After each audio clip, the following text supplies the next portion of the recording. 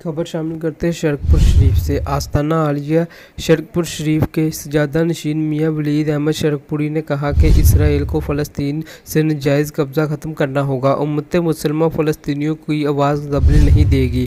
Israel इस्लाम दुश्मन चेहरे को पूरी दुनिया के सामने बेनकाब करेंगे। इसराइल फ़लस्तीनियों पर खुली दहशतगर्दी कर रहा है। इसराइल को पूरी दुनिया में अखलाकी तौर पर नाकामी हो चुकी है। अमेरिका जो हमेशा दहशतगर्दों को सपोर्ट करता आया है, वो अब इसराइल के साथ अपनी फ़ौज और असला शामिल करके फ़लस्तीन को तबाह करना चाहता है।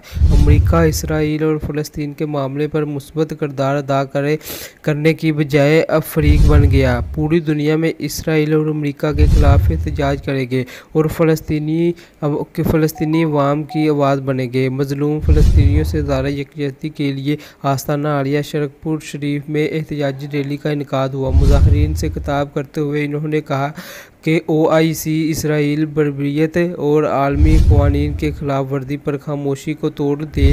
पाकिस्तान हंगामी बुनियादों पर OIC का अजलास तलब करे और मज़लूम फ़लस्तीन के अवाम के तहफ़्फ़ुज़ और इसराइल कब्ज़ा के ख़िलाफ़ अक़वाम मुत्तहिदा पर दबाव बढ़ाए।